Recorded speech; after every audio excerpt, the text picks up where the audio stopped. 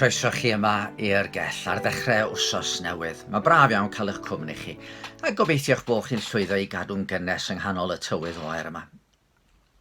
Byddwch chi yn hoffi gwylio rhaglenni cwiz ar y teledu tybed. Mae yna bob math o rai ar gael, a phob un yn dod ar ryw elfen wahanol yn does. Rhai'n gofyn i bobl ateb cwestiynau'n sydyn. Eraill yn disgwyl gwybodaeth o ryw faes arbennig fel canu poblogaidd. Mae rhai'n cynnig gwobrau anhygoel, Who Wants to be a Millionaire, efo y posibilrwydd o ennill miloedd neu golli miloedd jyst wrth ateb un cwestiwn. A wedyn, wrth gwrs, mae yna eraill sy'n cynnig dim mwy na'r fraint o gael deud eich bod chi yn enillydd. Un o'r rhai dwi wedi mwynhau ar draws y blynyddoedd ydy Mastermind. Mae'n cofio ei wylio pan oeddwn ni yn fy arddegau a Magnuson yn gosod y patrwm gyda'i holi clinigol a'i ymadrodd I've started so I'll finish. Roedd yn aml yn dipyn o falchder os gallwn ni ateb rhai o'r cwestiynau oedd yn dod.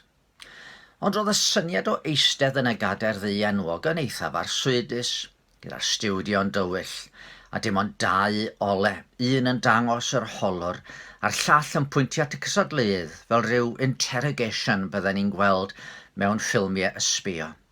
Yn wir, mae'n debyg i Bill Wright, y dyn ddyfeisiodd y raglen, dynnu ar ei brofiad o gael ei groesoli gan y Gestapo yn ystod y rhyfel wrth feddwl sut fydde fo'n cynyddu'r tensiwn yn y cwis.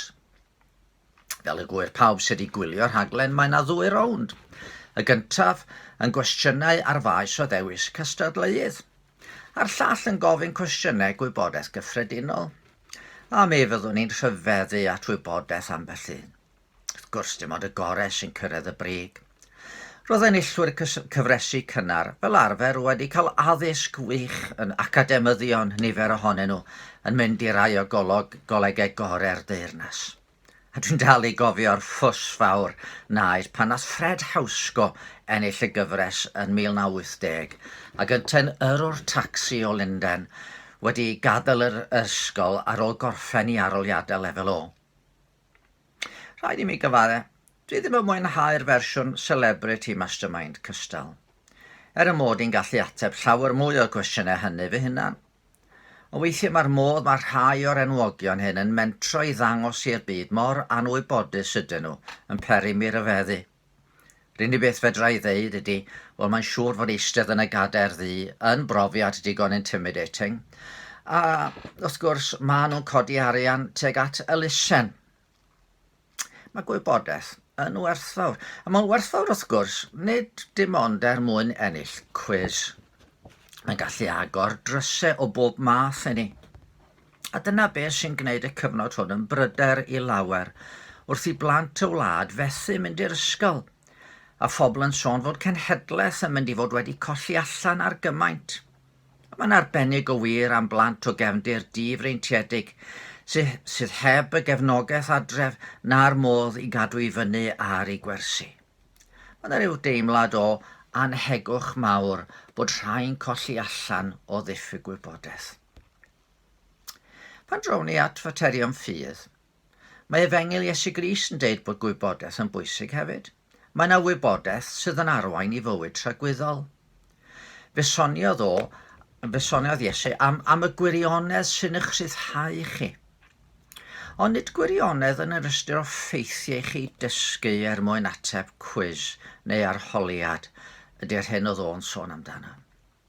Tai hynny'n wir, yna fe fyddai teyrnas nefoedd wedi gyfyngu rhai fydde'n ddigon clyfar. Nid gallu academaidd, na chof da sydd ei angen i ennill teyrnas nefoedd. Yn ytrach mae yna wybod pethau y gall unrhyw un ddod o hyd iddyn nhw. Beth bynnag ydy gallu nhw. Yn gyntaf, da ni'n gallu edrych ar y greadigaeth, ac o weld y grymoedd a'r drefn sydd ar waith. Mae'n amlwg fod yna rhywbeth neu rhywun rhyfeddol y tu ôl i'r cyfan. Fel mae'r llythyr at y Rhufeiniad yn deud, pan greodd Duw y byd, mae ei briodoleddau anweledig ei dragwyddol allu a'i ddiwdod i'w gweld yn eglur gan y deall yn y pethau a greodd. Yna o edrych arno ni'n hunain, ar ddynol rhyw. Mae pob un ohono ni'n gwybod am y profiad o euogrwydd. Bod yna ryw safon wedi sgrifennu yn ein cydwybod. Tydi hi ddim yn cymryd ryw athrylaeth i ddeall, mae o'r tu mewn o galon dynion y daw allan feddyliau drwg, peteinio, lladrata, llofruddio, godinebu, trachwantu, anfadwaith, twyll, anfadrwydd, cenfigen, cabledd, balchder, ynfydrwydd. O'r tu mewn mae'r holl ddrygau hyn yn dod ac yn halogi rhywun, fel y dywedodd Iesu.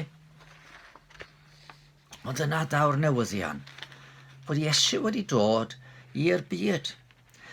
Nid i'w wasanaethu, ond i wasanaethu, ac i dalu pris ein drygioni i hunan ar y groes. A daw'r gwahoddiad i ni ymddiried ynddo. Ac mae ymddiried yn rhywbeth yma y plentyn lleiaf yn gwybod sut i'w wneud. I nid ennill gradd mewn diwynyddiaeth ydy'r drws i deyrnas nefoedd, ond pwyso ar yr arglwydd Iesu, derbyn i wahoddiad i gael maddeuant. Oherwydd trwy Moses yr rhoddwyd y gyfraith sydd yn condemnio, ond y gras a'r gwirionedd trwy Iesu Grist y deithant. A dyna pam ysoniodd y bardd Gwenallt am y gwahaniaeth rhwng gwybod y geiriau ac adnabod y gair. Tydw i byth yn bwriadu eistedd yng nghader ddu Mastermind i gael fy nghroi-soli, ond mae gen i hyder pan ddaw'r dydd mawr i mi sefyll ger bron fy nghreor. Mae'r unig ateb fyddai'n gallu i roi, a'r unig ateb byddai angen i roi, ydy fod yng ngobaith i'n dibynnu'n llwyr ar yr arglwydd Iesu Grist. Adwch i ni weddio. O Dduw yng nghanol yn hoes ni, pryd da ni'n gwybod mwy nag mae unrhyw genhedlaeth o'r blaen wedi gwybod efallai. A pryd da ni yn cael y cyfle i ddeall cymaint. Osgweli di fod yna, helpa ni i ddeall yr hyn y gall y plentyn lleiaf, y person mwyaf di-nod i ganfod. Fod bywyd i'w gael, gwir fywyd a gras a maddeuant trwy drystio yn yr arglwydd Iesu Grist. Amen. Wel, gobeithio dwch yn ôl dydd Mercher pan fydd gynnau ryw fyfyrdod bach arall os fydd Duw yn caniatáu.